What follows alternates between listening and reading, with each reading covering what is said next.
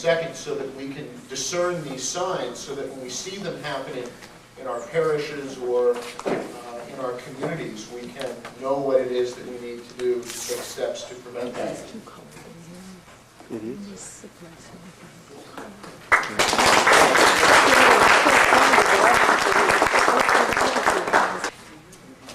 Hello, everyone. I'm so honored to be here today. And today is a special day for me, not only because I'm here speaking in front of you, and I'm actually on this side of the podium for the first time speaking. I'm a singer, so that's one of my things that I do. I'm from San Francisco, and sorry, you know what, I'm going to step down from my shoes. Is that better? How's that? Is that better? Yes. Okay. I think a lot of you may have heard of my website called Protection of the Theotokos. Today is actually the Feast of the Protection of the Theotokos on the old calendar, and this is when we celebrate it. I mean, I'm not saying one thing or the other about old calendar versus new calendar, but I'm going to read our Troparion today, and if you'll bear with me. Protected by your coming, O Mother of God, the faithful people solemnly celebrate today. Gazing upon your pure icon, they humbly say, watch over us with your noble protection and deliver us from evil by asking your Son, Christ our God, to save our souls. So that's our hymn today. Move this over. Now, the Theotokos, she's an important figure. That's why I named my website after her. God asked Mary to be the Mother of God, and she said she would do that. She made the personal choice. She was given individual responsibility, theme of the day. Individual responsibility is more than just the topic of this conference. It's more than an academic topic or a political issue. It's an integral part of our faith. Now, Protection of the Theotokos, the website that I created, confronts this crucial necessity of individual responsibility in the church. The site confronts the lack of responsibility by clergy and laity in handling the topics of sexual, emotional, and physical abuse. It also confronts the taking away of individual responsibility in the case of mind control and cult activity, all within an Orthodox context. Now, the reason I personally became aware of both sexual abuse and cult activity is because of my own personal experience in my parish in San Francisco. About 10 years ago, my 4-year-old sister and her friends were victims of sexual abuse by a man in our parish who claimed to be a convert to the Orthodox faith. Upon investigation, it was discovered that the molester had been involved in a cult group that was documented by several national cult awareness networks, around the country.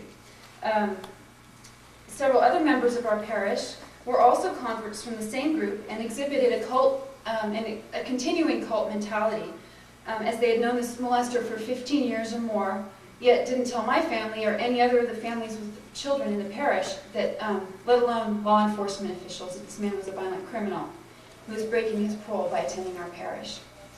It became apparent that certain converts in our parish still maintained an allegiance to members in their previous group, to their group cohesion. And it was also discovered that while they had told us they were converts from another Christian jurisdictions, they told some of us that they were from another Orthodox jurisdiction and they were just transferring to our parish. They were actually from a group that is documented as a Gnostic mystery cult with pagan and occult rituals. They had recently adopted Orthodox rituals as a means of gaining credibility by mainstream society, and I have documents and books that document this. Court records show that the leaders in this cult sent letters to courts pleading for leniency for the molester. Some of them invited him to monasteries where they housed children. Now, I first started Protection of the Theotokos as a way for myself and my family to reach out to others who had experienced abuse in the church. We list articles and newspaper reprints, resources, organizations people can contact, and we also list perpetrator listings of people calling themselves Orthodox priests, some of them who still are Orthodox priests that are convicted molesters or criminals. Now, I had no idea the extent of the problems in the Orthodox Church when I started this website. Absolutely none. I am now informed of cases in the Orthodox Church on a near weekly basis. I have received personally more than 2,000 emails in response to my site. We receive about 800 visits a month to the website. Perpetrators on my site are listed that have conviction records, but I have a growing file of more than 50 other perpetrators that aren't currently convicted, but who continue today as pastors in Orthodox parishes. Now, this conference, I just want to make the point that two ladies over there who, well, actually there's several of you here, but I want to in particular introduce Catherine Metropolis and Melanie Sakota, who are two good friends of mine. They're both two courageous Orthodox mothers who stepped forward after seeing their children violated in church. They're both advocates for all children, not just their own. And in both of their cases, they were told to be silent and not to speak about what happened to them. And in both of their cases, their children could have been prevented harm if others had spoken out. Yet both Catherine and Melanie have stopped the cycle of silence and helped others. So I applaud them.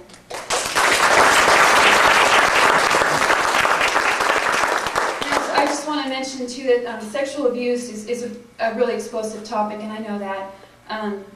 People aren't allowed to talk about it, and the fact that I'm up here actually talking about it is like a miracle.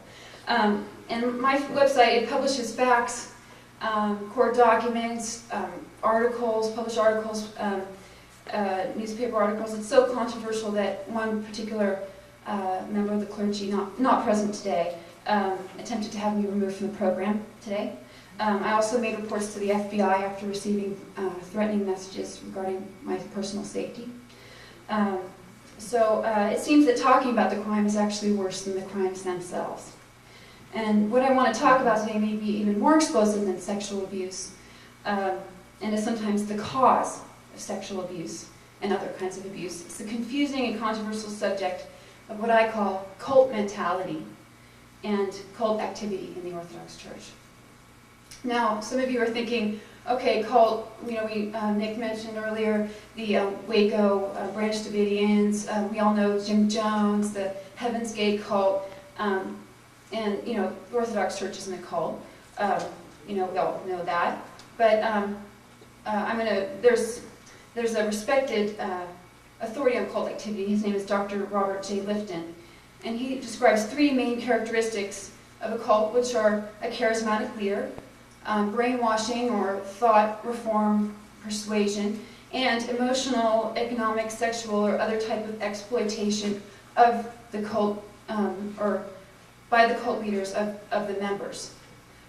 Cult activity can occur on a very large scale, which are often the cases that we hear about, but it can also occur in a small group situation, and even on a one-on-one basis, which many people might not know about. And there's recently been some trouble in the Orthodox Church that's been publicized in Russia. And I'm going to read you this is from a Russian newspaper. It's kind of it's a translation. I'll read it in English. Russian Orthodox priests have abused their authority over believers by intruding into their private lives and setting up cult-like followings, the Church's synod has complained. The priests banned parishioners from marrying for love, forced others to divorce their spouses because they were not married in church, and even compel some believers to enter monasteries or nunneries. Instead of leading people to God, such priests are more interested in surrounding themselves with tightly knit groups of admirers and warring against rival parishes and traditions within the church. So that was just in October of '99. It was republished on Orthodox News, if any of you read that. The same kind of things are seen in the United States as well. People have contacted me and they're confused. Why is their priest suddenly making changes? They're being told what to do. They're supposed to follow the priest in every way. Often changes are made in the parish council. giving the priest more and more control. Parishioners are told not to question or talk about any changes, and if they do, they're called unorthodox. They're called ethnic or nominal orthodox. Sometimes people are derided and told that they don't understand their own faith, and this makes them feel intimidated and embarrassed to speak out. One person, well, actually, it makes me think of, we've been talking about education. You know, how it's so important to have this education of the church. But I also want to reiterate, I think what some other people have kind of said, is that there is a value in Orthodox consciousness that's from your family, from our tradition that's passed on from people we know. And I think that's a really important thing to remember, that it's not just book education, but it's also an education from environment. Now this person wrote to me about, this is just a couple weeks ago, about a situation in their parish. And this is just a normal Greek Orthodox parish. Soon after the new priest arrived, he began to wear the monk attire: black cassock, black hat, and long beard. Now this is a sudden change, right? He began to refer to spiritual obedience a lot, performed daily liturgies, and focused on the desert fathers in his sermons, and encouraged those women who favored spiritual obedience to him to wear scarves during liturgy and refrain from communion if they were menstruating. Some people began wearing long prayer ropes wrapped around their wrists several times. Soon it was evident which group of parishioners were the super Orthodox and which groups were the moderates. Small groups of the growing cadre of spiritually obedient parishioners went on retreats to the monasteries several states away. Their purpose was to gain a blessing from the elder. They returned saying the elder truly had the powers of discernment.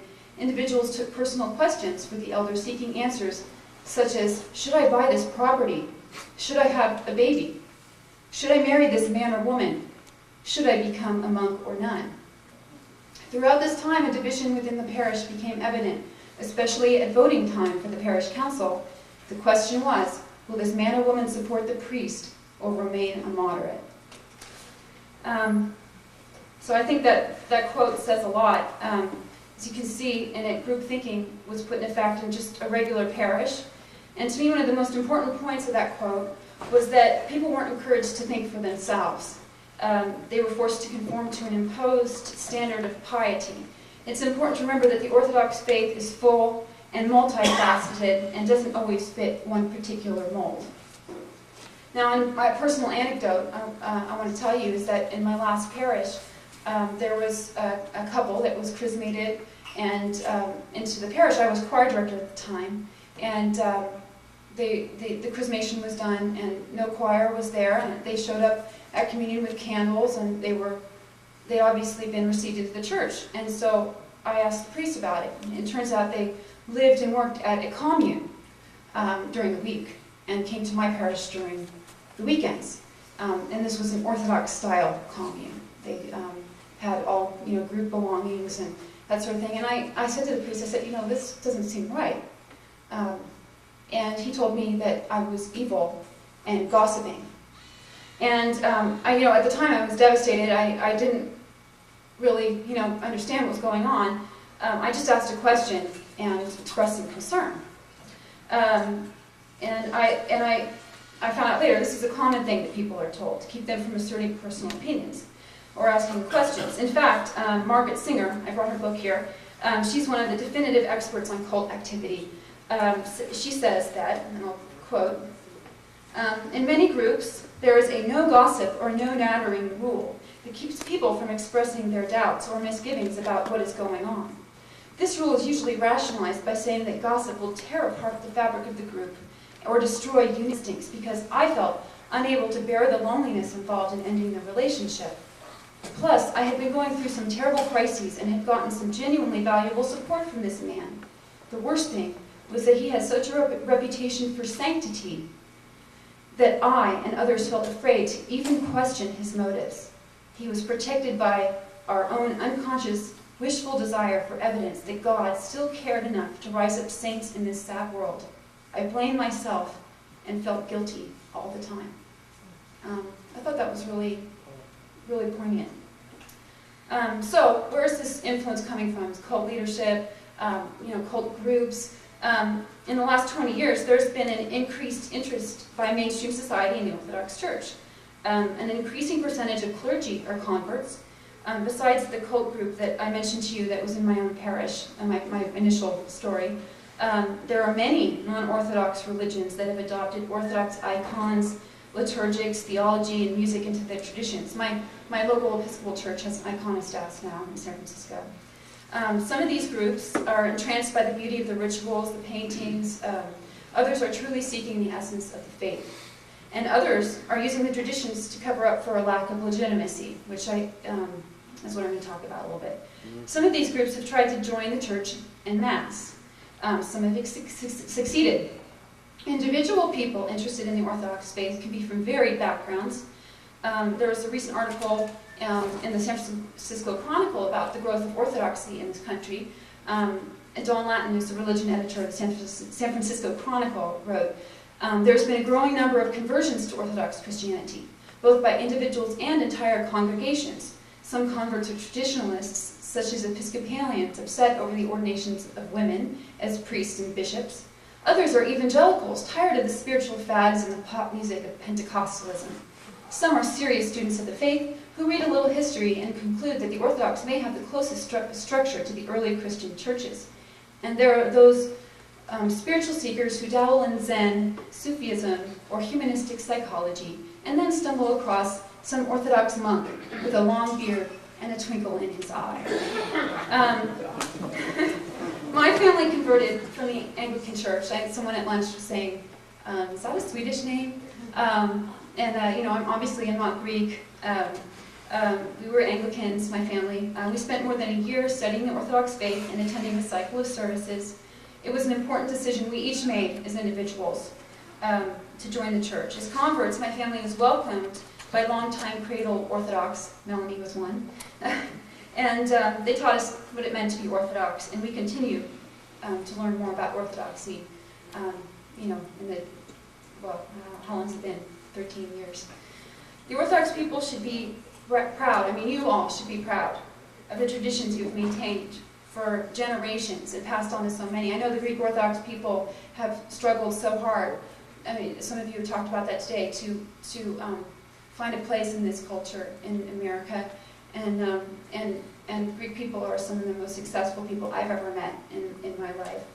And another convert to this faith, and I think by the example of the Orthodox people, is Bishop Kallistos, who has been mentioned a couple of times already today. His book, The Orthodox Church, reminds us of these traditions, and he points out that the church is hierarchical. I know that's a bad word, naughty word today, but he also says that it's charismatic and Pentecostal. I think Deacon Robert also mentioned that. He goes on to say that the whole people of God are prophets and priests. As Bishop Nathaniel mentioned today, we're all priests. We're part of the royal priesthood. He also, Bishop Kallistos, reminds us that in the Orthodox tradition, clergy and laity are equally responsible for guarding the faith. However, if lay people are no longer allowed to think for themselves, then this precious tradition is lost, and I think we all agree on that as a problem. Now, this is something I want to address, is how was this implemented? How are people made to, succumb to blind obedience? For some of us, it just seems so unbelievable that people would actually believe that they should follow someone. The no gossiping rule that I mentioned is one way. Charismatic leadership is one way. But Margaret Singer also cites changes in diet, sleep, and stress as ways of implementing thought reform or persuasion in cult situations.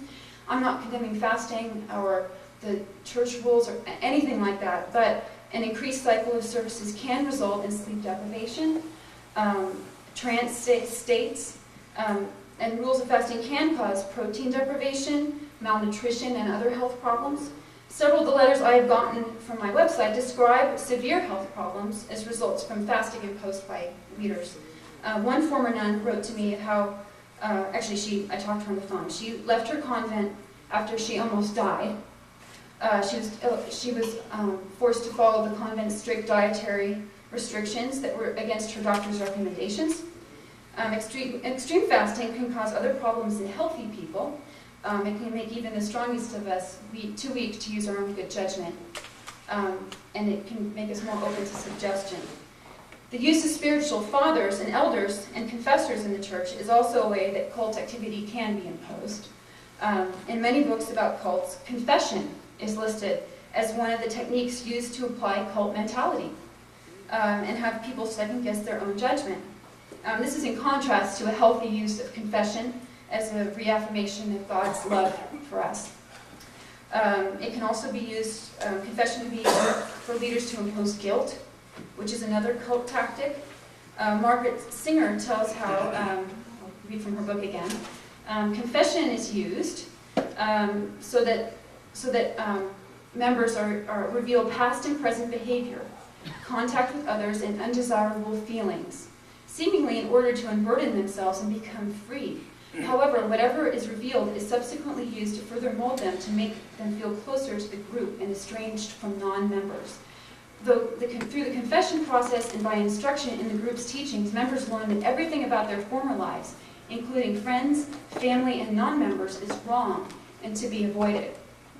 Now, I have some testimony that one former monk wrote to me who was a victim of sexual abuse and spiritual abuse at the hands of his spiritual father at his monastery, and he was one of very many that came forward. And I'm going to read some of his testimony, and I think it kind of clarifies. This person is very intelligent, is now, after he's left the monastery, is a professor at a very prestigious university, but he wrote this about his experience. Father carefully cultivates among his novices and monks the concept of absolute obedience to the elder, in other words, himself. He does this by his own interpretations of the scriptures and the writings of the Holy Fathers, and by pointing to certain patristic statements found chiefly in the ladder of divine ascent. For example, it is better to sin against God than against our Father. Novices and monks are led to believe that total obedience is the monk's only path into the kingdom of heaven, and that a monk can gain access to God only through his elder. And they are led to believe that their belief in God and their belief in their elder are one and the same. They are led to believe that if they disobey their elder by any action or even thought, they have disobeyed and betrayed God, and are therefore no better than atheists, unless they repent, that is, obey. Now, who is vulnerable? Like I said, this person was a very well-respected person in society.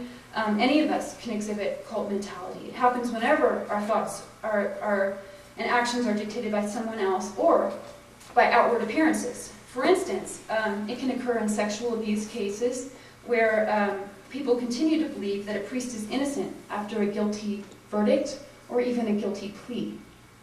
And this has happened recently in that case in Texas, although some people would say they're not technically Orthodox, but they reflect on us all. Let's see, young people and converts are especially vulnerable, as are people going through a difficult time, such as divorce or depression, the death of a loved one.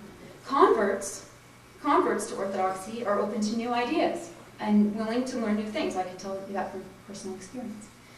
But they may have the limited idea of what Orthodoxy really is. If they are told to be Orthodox, they must give blind obedience to the clergy, they might not know better. Young people are similarly vulnerable. Not only are they usually expected to obey their elders, but they may not have yet developed a mature understanding of Orthodoxy.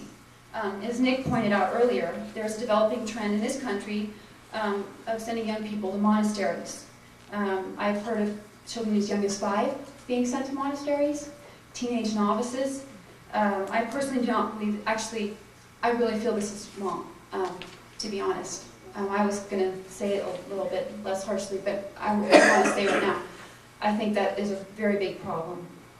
I think that children really need to have training in homes and in churches before they are exposed to that kind of spiritual discipline. Now this brings me to the subject, okay, let me backtrack here.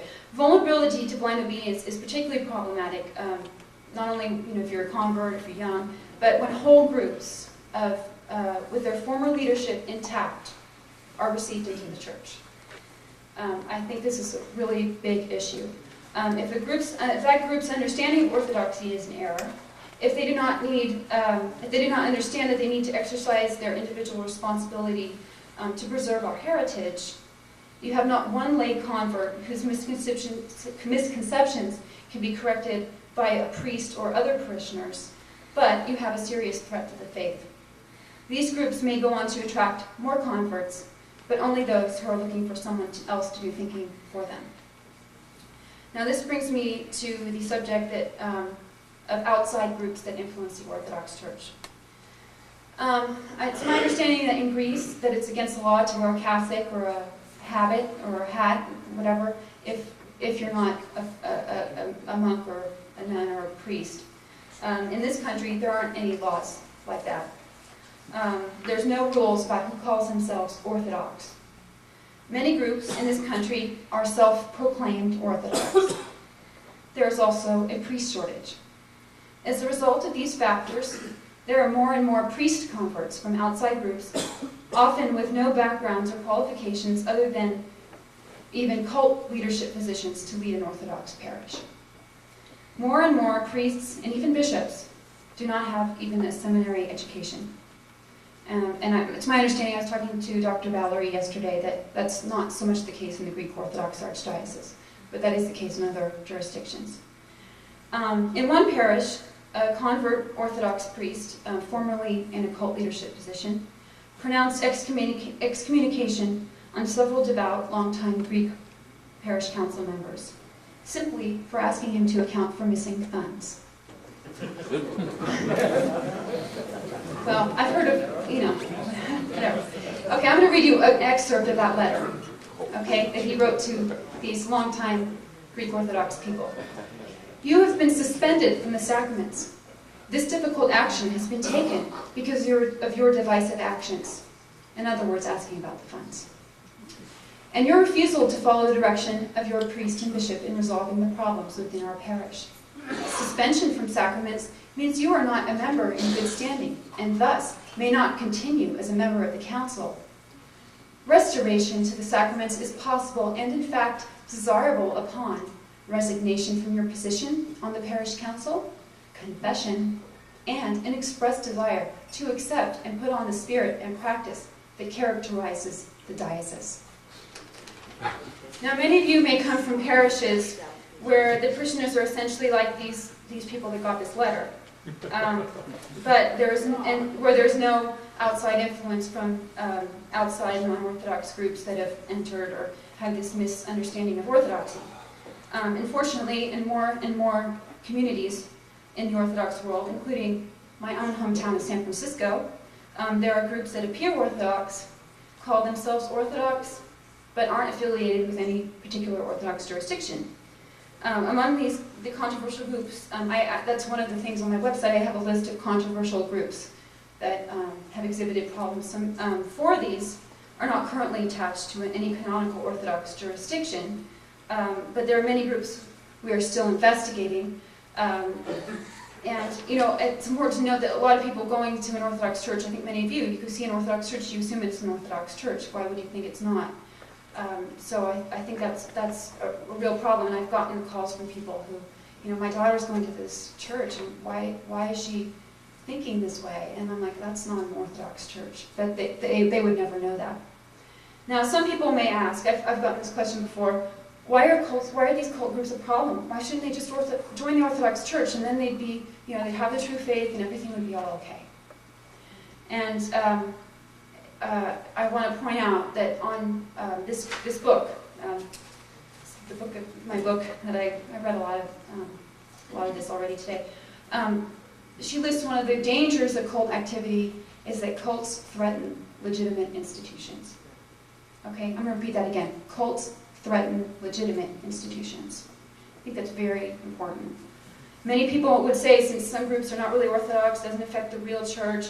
However, many of these self-trained or cult-trained Orthodox have been chrismated and ordained into the Orthodox Church. Sometimes they're chrismated and ordained on the same weekend. One of these groups, for instance, has made it its mission to save the Orthodox from themselves. I have that in the book over there. And they're trying to do that. They're trying to join parishes and to save the Orthodox, because they know better. They have attempted to send out members to convert to local established Orthodox parishes to establish connections within a parish. Many of these converts present themselves as longtime Orthodox and look to fill positions as Sunday school teachers and ordained deacons or readers. And I want to make the point that sacraments are not meant to be a magical spell. Sacraments, of chrismation, ordination, they do not impart an understanding of the faith, just by the laying on of hands or the oil, and they don't erase cult mentality. There's a lot more to learning the faith than the sacraments. It's the whole process, the whole tradition.